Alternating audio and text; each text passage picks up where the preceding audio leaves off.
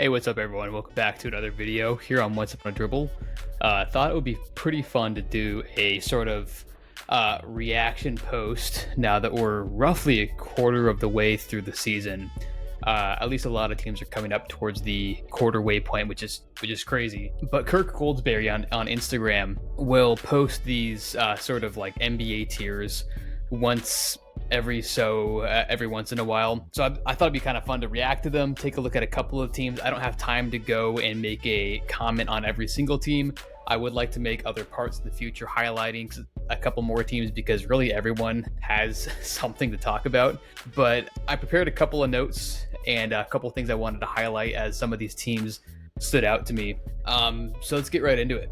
First team up here, the Orlando Magic in the God tier, as he so puts it.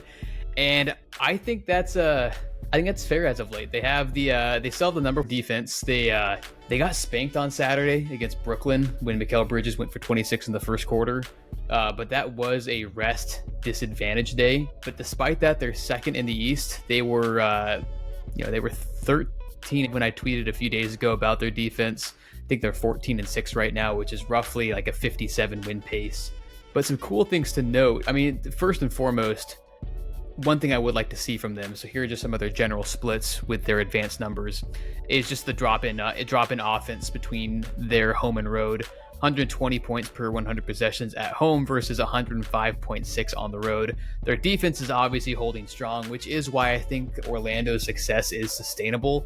It's not like they're on some fluky hot shooting streak to start the year. They're winning primarily off of their defense, and that's holding no matter where they're playing, but you would like to see some more consistency on the offensive end. One interesting thing, though, is that with Markelle hurt, we've been getting a lot of minutes with a Anthony Black and Goga lineup alongside Franz, Jalen, and Paolo.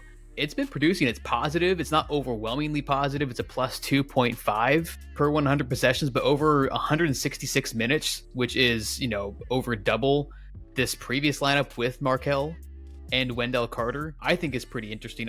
Ideally, you want to see, this is a smaller sample size. That's only over 4 games and 78 minutes. But seeing Anthony Black and Goga get some run has been really cool to see. And another big reason for the Magic's uptick in success is that Franz kind of finally shook off what was a slower start. During their 9-game win streak, I have it right here. So they beat some pretty good teams. They did kind of beat up on some bad teams as well. I mean, they played Washington back-to-back. They played Charlotte. Obviously, Toronto is kind of there in the middle. Chicago needs to blow it up. But they do have good wins against Indiana.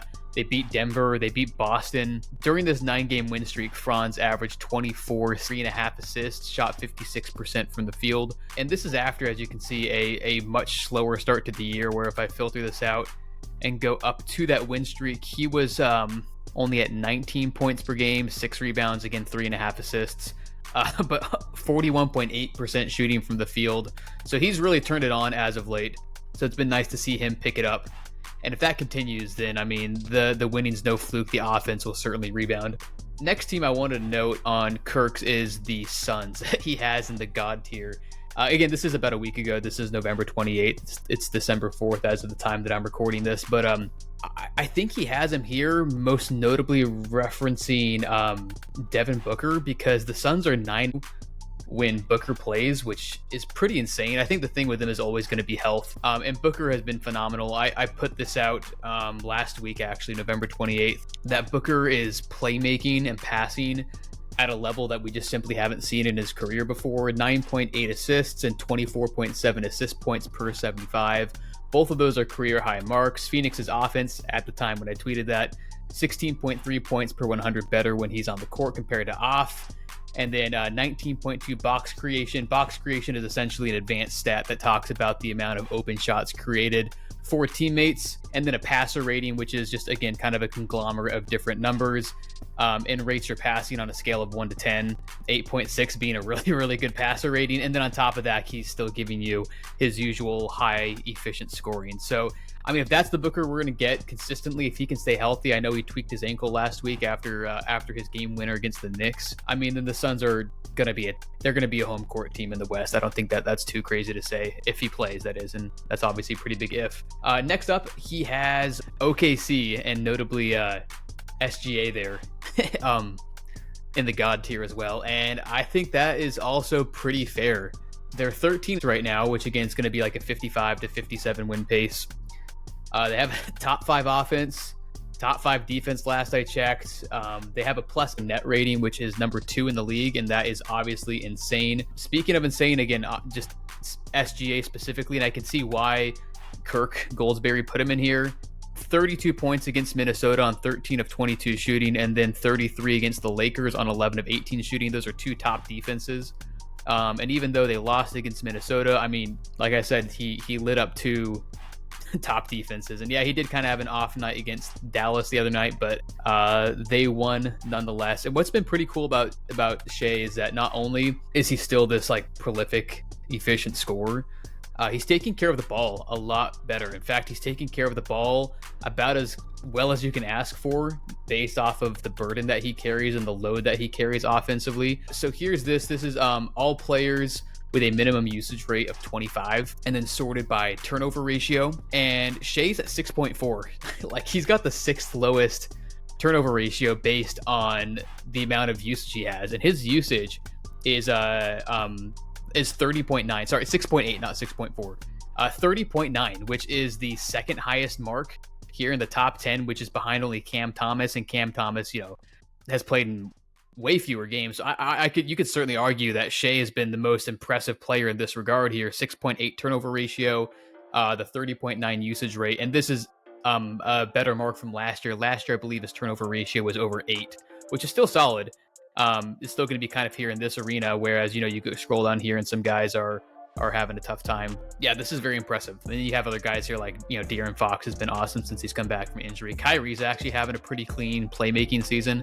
Obviously Maxey, and then DeRozan there as well. Not translating to wins in Chicago though.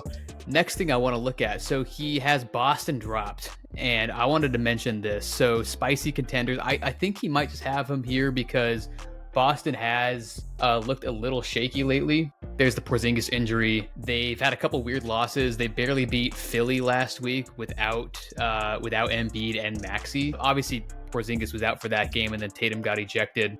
But I think some cool things to note for Boston is they're getting awesome minutes out of Al Horford. Here's their on-off with Horford and Porzingis. So it's cool to see that with these 2 bigs that they've been positive no matter who's on and who's off. So with Porzingis on and then Horford off, they're plus 15.07 per 100 possessions, which is insane. And then you have Horford and then Porzingis off, and it's a plus 12.98. Obviously, the offense is a little bit better when Porzingis is out, and obviously the defense is going to be a little bit better when Al is out there. But pretty cool to see that Al, even at age 37, is able to really buoy some of these really important Boston lineups. Smaller sample size when they're both on or both off, so I wouldn't put too much stock into these numbers. But this is pretty impressive right here. One other thing with the Celtics is Jrue Holiday. Obviously, he's not here to score. He's not here to put up, eye-popping offensive scoring numbers, that is. But one thing to note is he is shooting 43% from the field, which is his lowest mark of his entire career. That's an effective field goal percentage of 50.5. That is the lowest for him in quite a long time, actually, since 2015 with the Pelicans. Oops, I did not mean to do that. So just something to keep an eye on. He's obviously contributing in a bunch of other ways. He's not here to score necessarily those 19 points per game that he did for Milwaukee. He's just not that high on the pecking order as far as getting shots up. I mean, he's taking 4 fewer shots per game, but he's rebounding the ball extremely well for a guard. It's actually a career high 7 rebounds per game. We'll see how that holds up. But with Jrue, he's been insanely what's been great is seeing how he works with Derek White. They make they make the best defensive backcourt in the league. Holiday and Derek White together, they're a plus 17.07, which is insane. And even without each other, like one on and one off, they're still extremely positive. Drew's a plus 7 without Derek White. And then speaking of Derek White, and speaking of on-off and net rating and all that, he is like the god of that right now. So he's a plus 12.8 without Jrue on the floor with him. And then of all players to play at least 5 games so far, average at least 25 minutes per game, he's leading the league in net rating. Celtics are a plus 15.6 when he's on the floor, which is insane. And you see some of these other big names. You got Shai, Anthony Edwards, of course, there's Jrue, there's Devin Booker, Jokic. KCP shares a lot of time with Jokic, so he's going to be up there as well. Tatum, Chet. So pretty cool to see Derek White like on top of all of those names, and it shows. One other thing with Boston, though, is that they're still a pretty spotty offensive team on the road. In fact, hasn't looked too great. So the defense is kind of like with Orlando. The defense is holding true both on the road and at home, but the offense takes a big time dip, and that's where we've seen some of these shaky losses so far. 110 offensive rating on the road versus 124 at home. 110.2. That's roughly 4 points below league average, which is not great. So you'd ideally like to see that pick up if Boston's going to be taken a little more seriously. And then last team I want to talk about before, again, I can do more in another part, is Golden State. They're down here in the meh category, and I think that's also pretty fair. Monkey in the room, they blew those two massive leads to the Clippers and Kings last week. One thing that is pretty concerning, the Warriors are leading the league with 6 losses despite leading after the third quarter. So ahead after the third quarter, they are 7-6. And that's not great. Closest team in the West is Phoenix with 4, but they're also 11-4 in that kind of situation. And then Heat have lost 5 of those. The Pacers have lost 4 of those. But yeah, a league leading 6 losses despite holding a lead going into the fourth quarter is not the best look. One thing that is interesting is Draymond is shooting the ball extremely well. I put this out a couple days ago. Draymond compared it to his, the iconic 2016 season for the Warriors, where he shot the best over the course of a full season. 39% on 3.3 attempts per 75 possessions. This year it's at 46%. Again, this was before their game on Saturday. On more attempts per 75 possessions. And then assist points. Draymond's always been a fantastic playmaker. 18 assist points per 75 in 2016. That's up to 20 this year. So despite the sort of impact and what he's giving you offensively, the Warriors have not been great defensively really at all this year. But interestingly enough, even when he plays. So in he was out for a little bit. Even with 671 minutes of him being off, the Warriors were at a 112 defensive rating. When he's on, that skyrockets to 120, which is, again, not great. There's a lot going on. You can't really deduce it down to a single thing, but that's definitely not the norm for Draymond.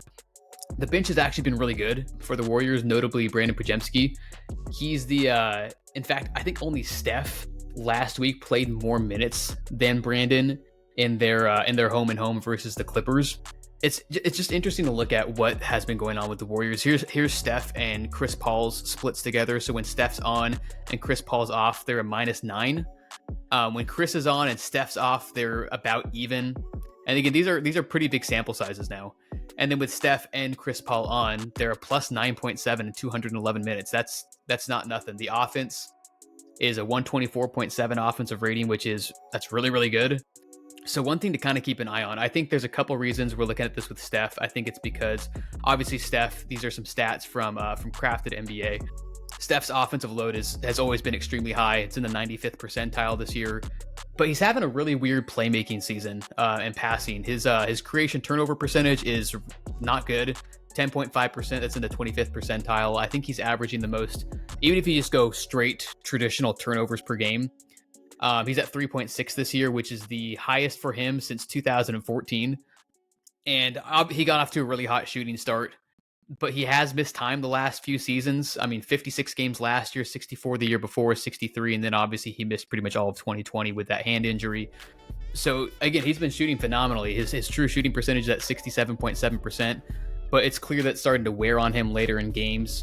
There have been a couple of pretty rough outings, like late and close games as of late, and that's not gonna cut it. So again, it's not just Steph, not just Draymond, it's not just Clay not playing right, it's not just Wiggins not looking right, it's not just some of Kerr's rotations that haven't been ironed out. There's a lot that's going on with the Warriors that I think justifiably puts them here in this meh category right here. So yeah, those are my thoughts on a few of these. I thought this would be kind of fun to look at. I'll look at some more of these teams, because I definitely have thoughts like on Denver. I have thoughts, of course, on like Minnesota, Milwaukee, the Lakers, Kings, and then even down here like the Clippers, and even making a couple mention of some of these teams that just are really having a tough time. So that's what I have for you now, and I'll catch you guys next time.